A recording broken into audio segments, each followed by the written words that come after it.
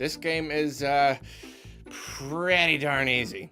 You know, I was excited because I haven't played Kirby for quite some time, and I honestly didn't remember Kirby being this easy. I think it's so easy to the point where it's not a challenge for anyone. It looks good, it plays good. What's the problem? Holy crap, this might be the easiest game I've ever played in my life. Alright, YouTube, we need to talk.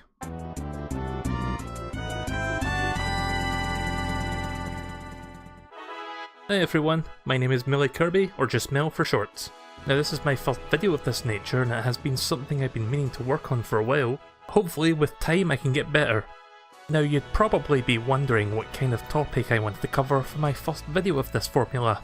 Well, given my name, how about we talk about... Kirby, that's the name you should know! Kirby! Ah, this joke's got nowhere to go. So for the uninitiated, Kirby is a platforming video game series by HAL Laboratory Inc., a franchise that's going as far back as the Nintendo Game Boy. When you think of a video game protagonist, you think of their trademark methods of dispatching their foes. Jumping, punching, whipping, spinning into. Kirby, however? Yeah, he'll just eat someone. Hell, he'll just outright eat anyone. I swear Kirby is the devourer of all worlds. But I digress. In later installments, the series evolves by enabling Kirby the power to steal the abilities of his opponents, Mega Man style. You got your Fire Kirby, your Ice Kirby, your Water Kirby, and most importantly, your cringe-inducing X Factor Edition Kirby.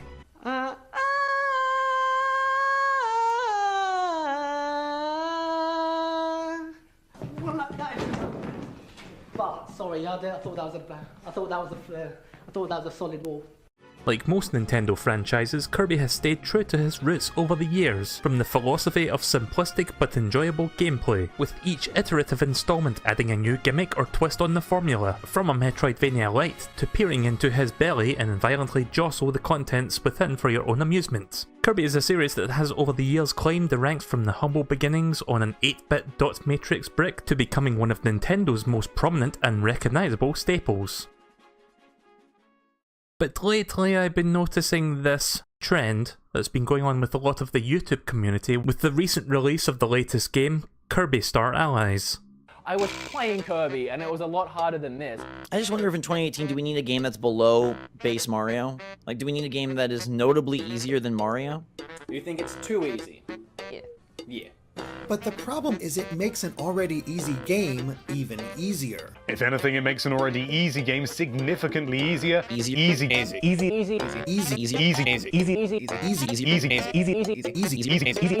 When do I stop? Yeah, as you can see, there has been this movement of late where anybody with influence reviewing the latest Kirby game will be quick to criticise it for being too easy.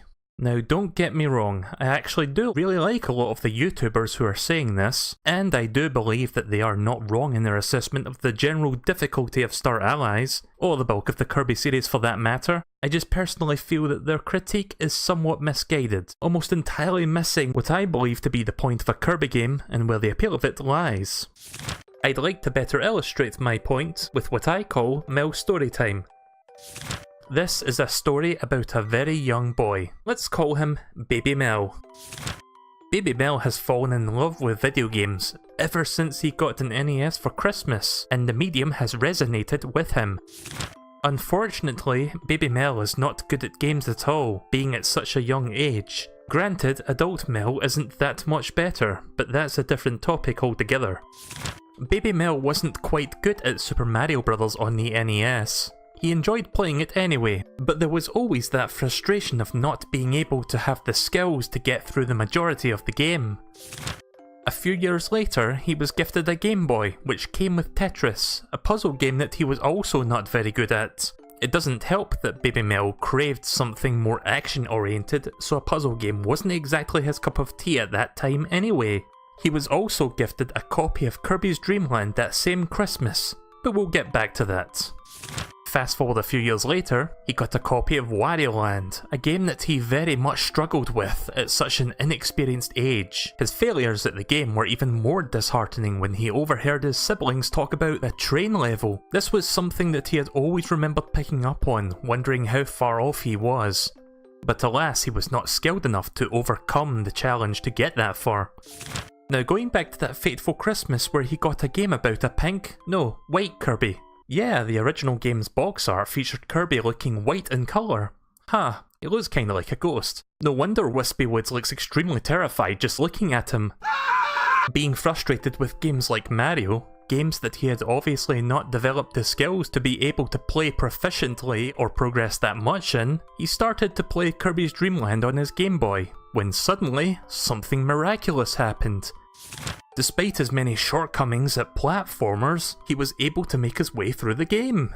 Sure, Kirby's Dream Land is an extremely short experience clocking in at just 5 levels, the last one just being a semi-boss rush, but he didn't care. He was having the time of his life, with the feeling of being able to conquer a side-scrolling adventure and have fun doing it.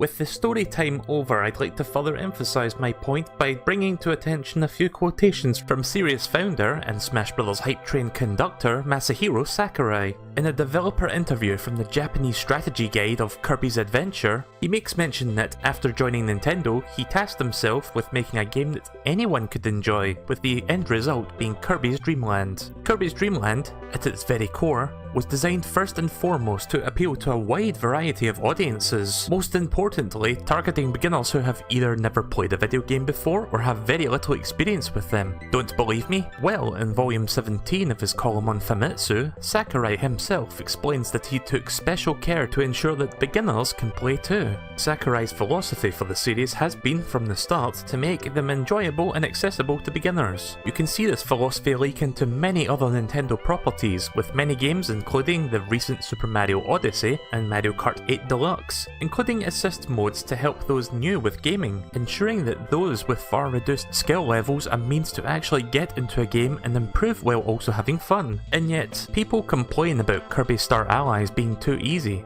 But why? People act as if this was their first ever Kirby game, as if Kirby was meant to be intensely challenging at its core. It's not. It's never been. Well, barring some exceptions anyway, but the DNA of Kirby has always contained what I believe to be the two critical ingredients to its formula. One, the aspect of beginner friendliness that ensures that anybody regardless of age or skill level can jump in, play and have a good time. The other is the aspect of fun, in which the game, and whatever new gimmick or concept it brings to the table, ensures that even veteran gamers can have a decent amount of enjoyment while playing it, even if it lacks any semblance of real challenge. Yeah, you could make a game insanely easy by doing nothing but holding right the whole time, but then you wouldn't be doing anything fun in between, so you lack the enjoyable feedback. Kirby strikes the perfect balance between simplicity and delivering a joyful platforming experience. And that's not to say that Kirby games are totally devoid of a challenge. You can still die,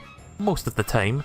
But if you stick with the game long enough and enjoy it for what it is, you will eventually unlock new modes and features that will begin to test the player further and further. The most famous example of this is the True Arena, a boss rush mode where you have to defeat every single boss in the game, using the same health bar with limited items that you need to ration out over the course of the fights between each battle, picking and choosing when is the best time to heal up, or risk your wounded body for one more fight and hopefully scrape by. And of course, to add one more element of difficulty on top of that, True Arena concludes with a boss fight that you have never encountered before, so getting that far in itself is half the challenge. But then you've got to battle something entirely new that you've never prepared for.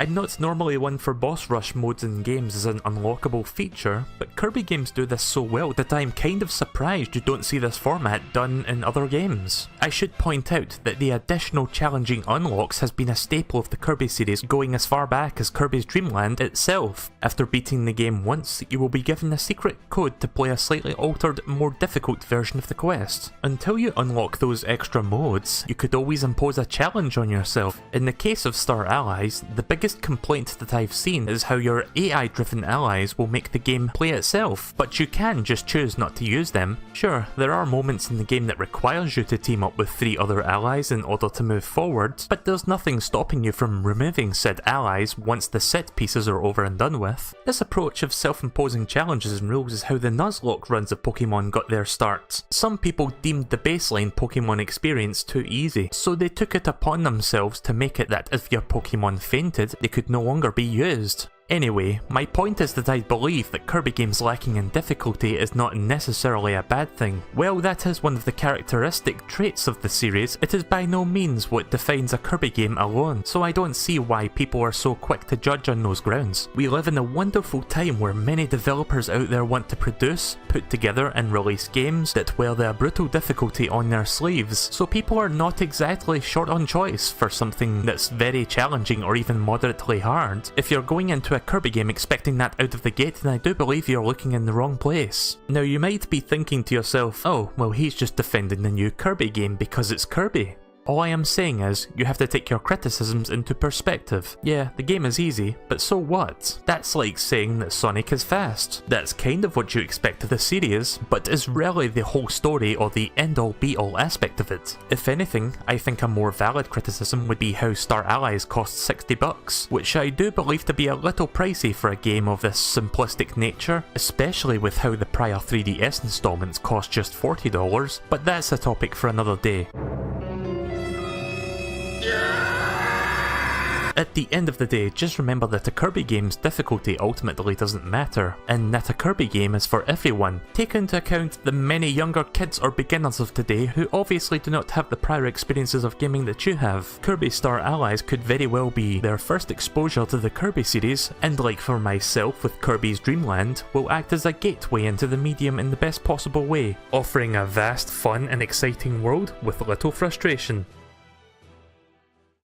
Hey guys, thank you for watching this video. It took me this long to put this video together, and of course Kirby Star Allies is kind of old news by this point. Nonetheless, I hope you enjoyed yourself. I'd like to give a quick shout out to Tev216 who helped me out with the video. She helped me with a lot of writing for this video, so I am going to leave the link to her Twitter and DeviantArt. She's pretty cool, check her out. I do have plans for future videos that I would like to work on. In the meantime, I do game streams almost every single day. So if that is your thing, or you want to wait for my next video essay, feel free to give me a subscribe. What did you think of the video? Do you think Kirby games need to be harder? Feel free to leave your 2 cents in the comments. I'll be glad to read them. I would love to engage with you guys. Anyways, I am going to bed now because it is very late and I did underestimate how long the illustration storytime part of the video took. So I will see you guys later. See ya!